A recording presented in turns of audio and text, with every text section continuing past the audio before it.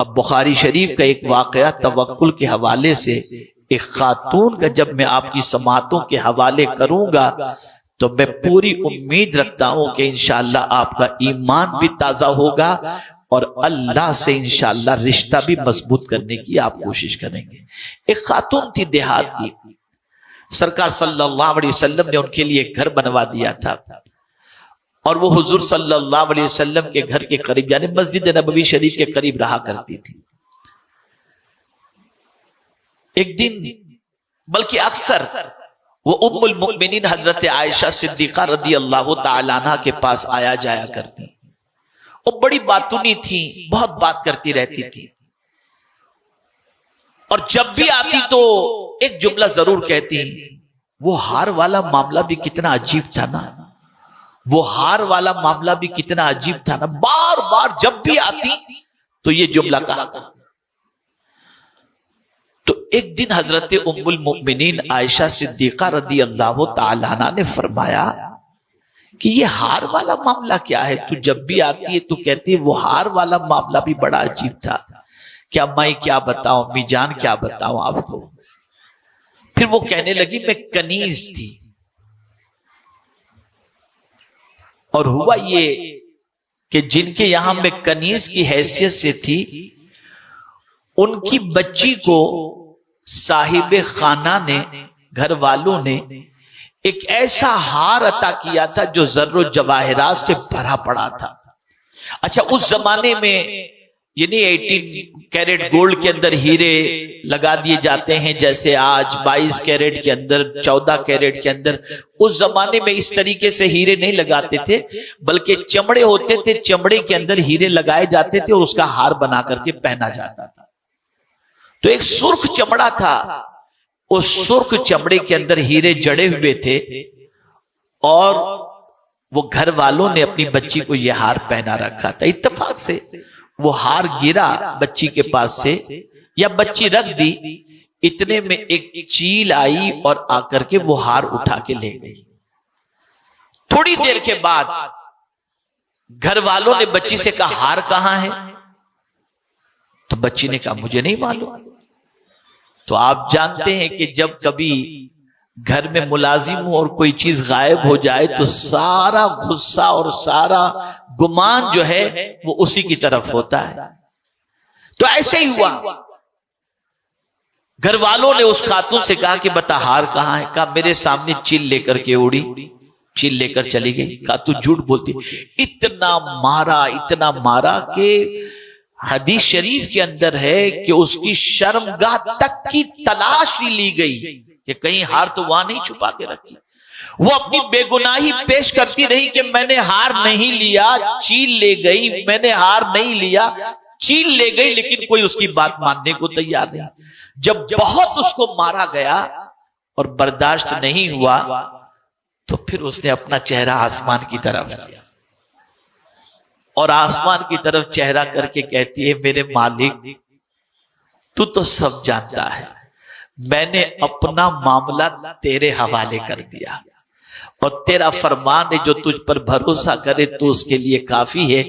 اب میرے کریم میں نے اپنا معاملہ تیرے سپرد کر دیا، میری بے گناہی کو تو ثابت کر دے۔ ابھی اس کے جملے مکمل نہیں ہوئے تھے کہ چیل وہ ہار لے کر اسی محفل میں آ کر کے پھینک کر کے چلی جاتی۔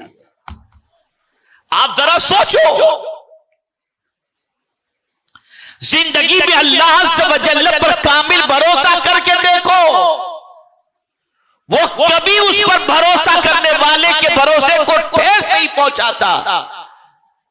ارے کبھی آپ نے دیکھا ایک چھوٹا سا پرندہ جس کا کوئی گھر نہیں ہوتا، وہ درخت کی ٹہنی پر، نہ رائٹ میں کوئی دیوار نہ لیفٹ میں کوئی دیوار، ایک پرندہ درخت کی ٹہنی پر بیٹھے بیٹھے سو جاتا ہے، اسے گرنے کا ڈر بھی نہیں ہوتا۔ اے پرندے تجھے ڈر نہیں لگتا؟ تو پرندہ جواب دے گا میں کیوں ڈروں، میرا پروردگار مجھے سہارا دینے والا موجود ہے۔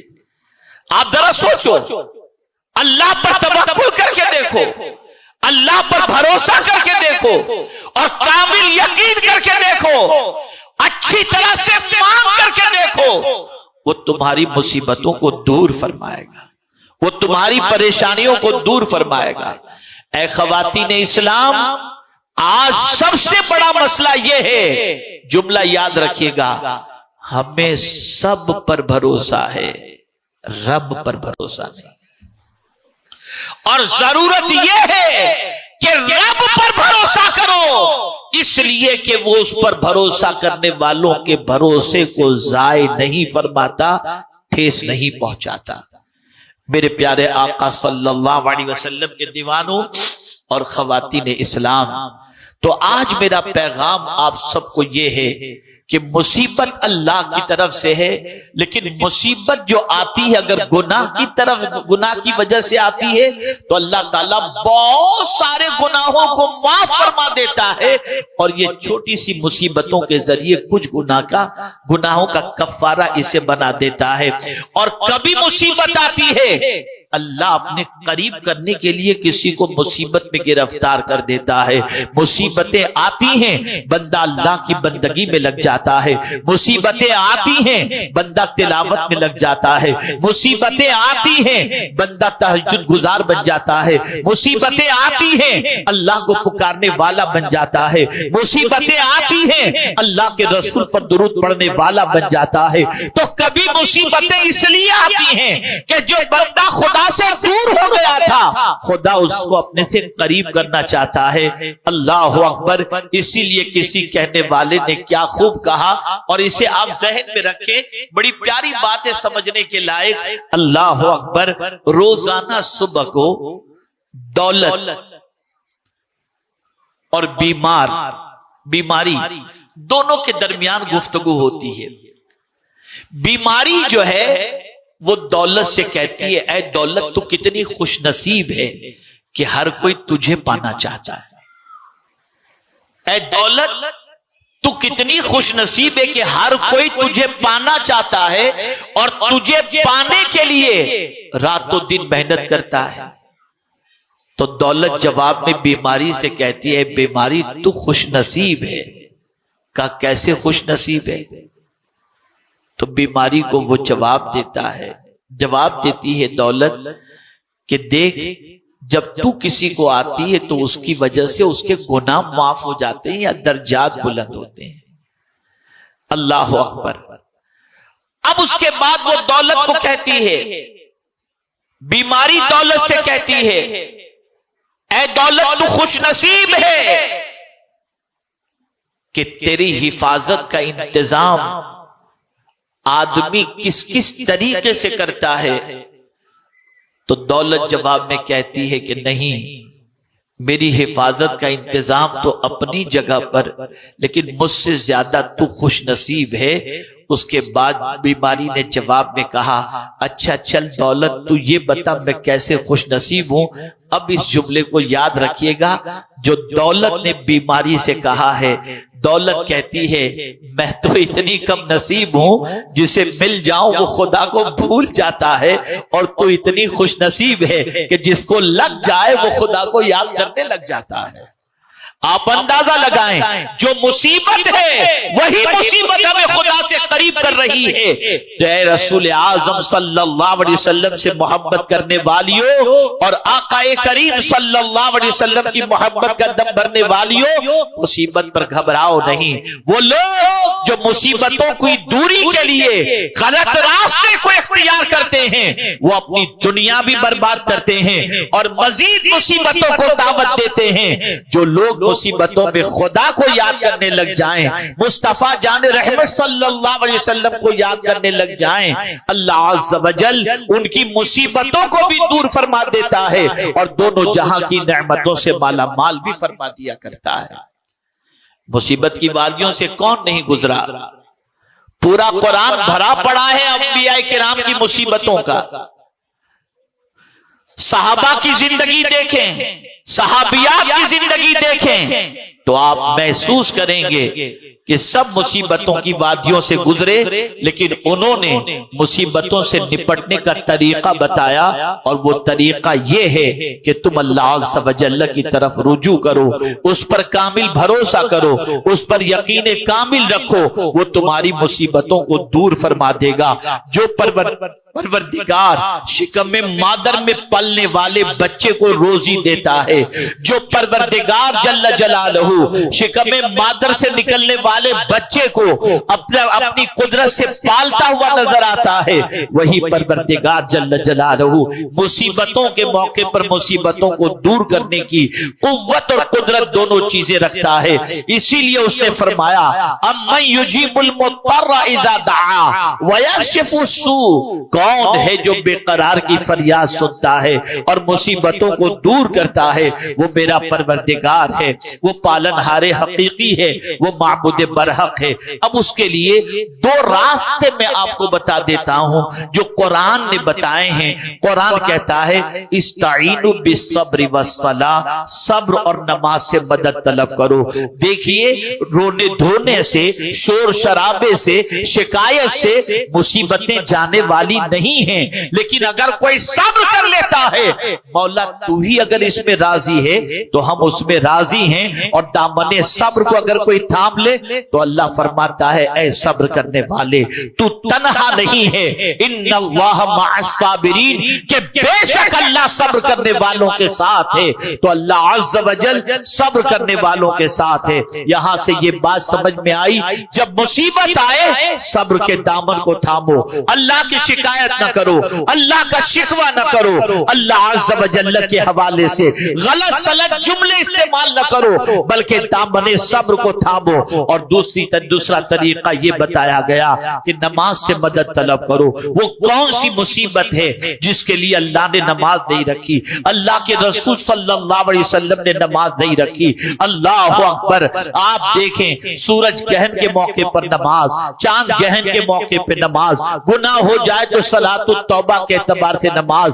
اسی طریقے سے آپ دیکھیں رزق میں تنگی ہے، روزی میں برکت چاہیے تو صلاۃ الاوابین پڑھیں، چاشت پڑھیں، اشراق پڑھیں، یہ ساری نمازیں رکھی گئیں۔ مر جائے کوئی تو نماز جنازہ، خوشی نصیب ہو تو عید کی نماز، یہ ساری چیزیں اسی لیے رکھی گئیں تاکہ اس کے ذریعے بندے کو راحت کی دولت نصیب ہو جائے، اطمینان کی دولت نصیب ہو جائے۔ تو آج میں آپ کو یہ پیغام پیش کروں گا کہ جب کبھی مصیبتوں کے پہاڑ ٹوٹ پڑیں تو گھبرانا نہیں، صبر کے دامن کو تھامنا، اللہ کی شکایت ادھر ادھر مت کرنا۔ وہ پروردگار اگر سارے گناہوں پر پکڑ فرما لے تو ہم بچ نہیں سکتے، یہ تو اس کا کرم ہے کہ بہت سارے گناہ اس نے یوں ہی معاف فرما دیے۔ میرے پیارے آقا صلی اللہ علیہ وسلم کے پیارے دیوانوں اور خواتین اسلام، صبر کا دامن تھامو، نماز پڑھو۔ اور میرے آقا صلی اللہ علیہ وسلم کے علم میں یہ بات تھی کہ ایک زمانہ آئے گا کہ انگلیوں کے پور سے سارے کام چلتے ہوں گے، اور مرد ہو یا خواتین صرف ان کی انگلیاں چلتی ہوں گی۔ آج آپ دیکھ رہے ہیں انٹرنیٹ کے لیے آپ لیپ ٹاپ لے لیجئے، آئی پیڈ لے لیجئے، موبائل لے لیجئے، انگلیاں ہی چل رہی ہیں۔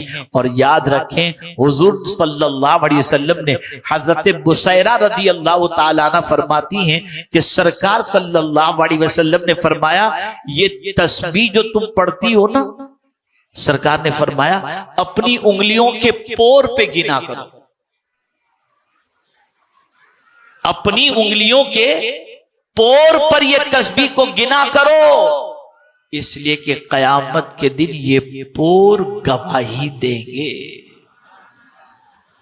اب کیا کر رہی ہو اس کے ذریعے؟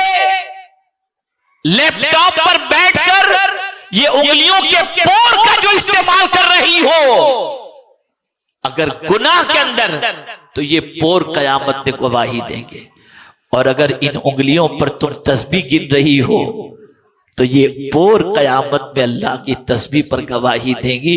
سرکار نے تاکیدن غالباً ابو داؤد شریف کی یہ حدیث ہے، حضور صلی اللہ علیہ وسلم نے یہ ارشاد فرمایا ہے۔ تو خواتین اسلام کہیں بھی رہ کر کے گناہ نہیں کر سکتی، لیپ ٹاپ پر، یوٹیوب پر جا کر، کسی بھی اعتبار سے یہ فنگر جو ہے، اس کا جو پور ہے، اس کا استعمال بھی اگر غلط ہو رہا ہوگا تو یہ بھی کل بروز قیامت گواہی دیں گی۔ اب ایک آخری بات عرض کر کے میں اپنی گفتگو کو ختم کرتا ہوں۔